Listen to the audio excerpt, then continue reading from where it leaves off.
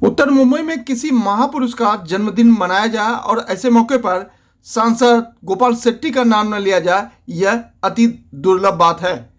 दरअसल सांसद गोपाल शेट्टी मुंबई पधारे हुए हैं और वह लोकमान्य तिलक बाल गंगाधर तिलक का जन्मदिन मनाने सीधे दिल्ली से मुंबई पहुंचे। दरअसल संसद में आवाज बुलंद करने के बाद वह जन्मदिन मनाने के लिए मुंबई आए और इस दौरान उन्होंने लोकमान्य बाल गंगाधर तिलक की तस्वीरों पर माल्यार्पण कर आशीर्वाद लिए और संबोधन किए।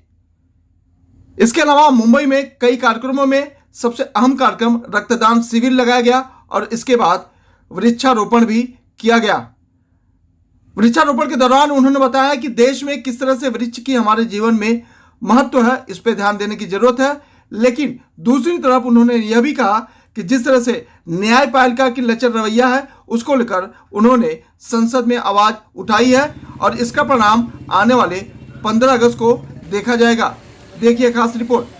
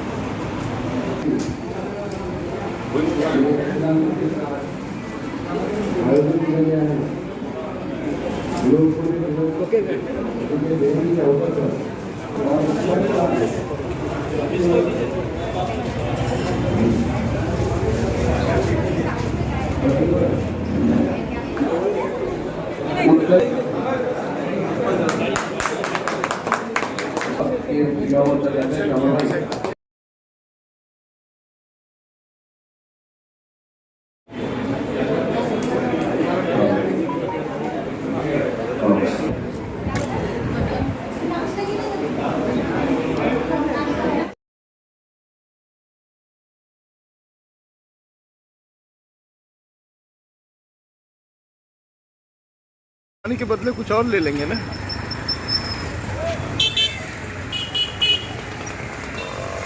वंदे मातरम, भारत माता की जय। वंदे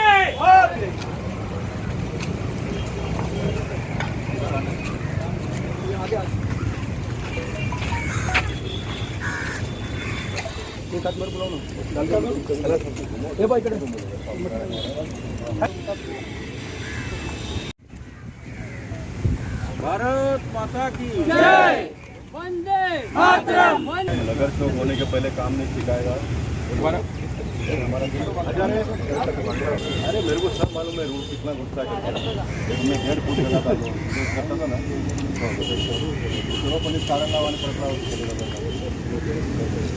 सबसे जानदार और शानदार चौक बाल गंगाधर लोकमान्य तिलक जी के नाम पर हमने प्रस्तापित किया है।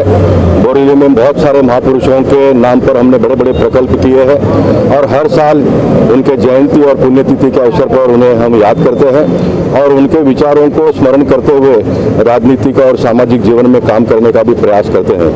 बाल गंगाधर लोकमान्य तिलक जी ने मुंबई के शहर से स्वराज्य मेरा जन्मसिद्ध अधिकार है, उसे मैं प्राप्त करके ही रहूँगा, यही नारा दिया था और उसे उन्होंने परिपूर्ण करके दिखाया। और इसीलिए हम जैसे लोग आज राजनीति में हमसे जो कुछ भी बन पाता है वो करने का प्रयास करते हैं।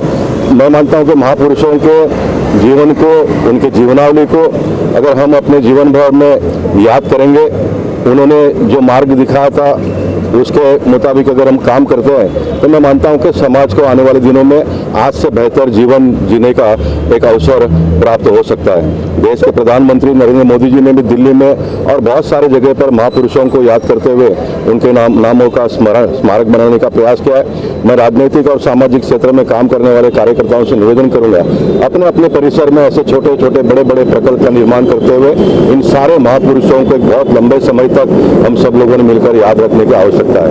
सर, आपने संसद में बिल्डिंग जो बिल्डिंग डिपार्टमेंट के लोग हैं उसमें कई करप्शन हो रहे हैं, कर्मचारी अधिकारी लोग कर रहे हैं, इसके ऊपर आपने संसद में आवाज इसके बारे में क्या कहना चाहेंगे? मैं यही देखिए आज बाल गंगाधर लोकमान्य तिलक जी के जयंती के अवसर पर हम सभी लोगों ने इस बात की प्रतिज्ञा लेनी चाहिए, खास करके राजनीतिक क्षेत्र में काम करने वाले लोगों ने। ये लोकशाही कोई पुलिस ऑफिसरों के लिए नहीं है, ये लोकशाही कोई गवर्नमेंट के ऑफिसरों के लिए नहीं है, ये लोकशाही भ्रष्ट पॉलिटिशियन लोगों के लिए नहीं है, ये लोकशाही इस देश के सामान्य नागरिक के लिए है।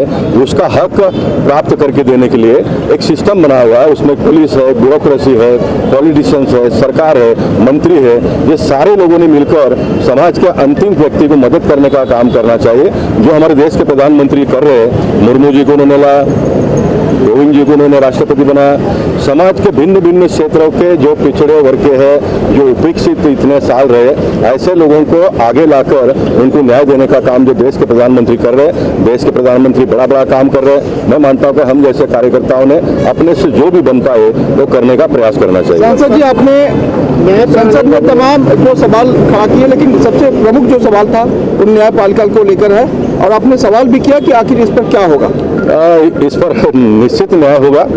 15 अगस्त के बारे में लॉ मिनिस्टर ने भी कहा है कि कुछ ना कुछ होना चाहिए।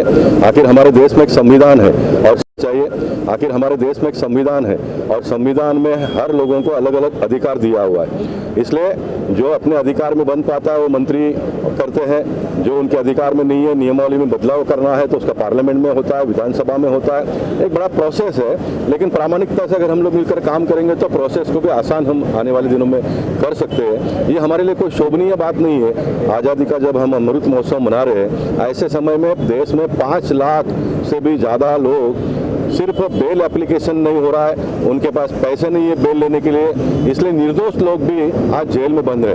हम कोई बड़े बड़े गुनहगारों का तरफदारी नहीं करते हैं, उनका ट्रायल चला फास्ट ट्रायल कोर्ट में फास्ट ट्रैक पर और उनको सजा दे दो।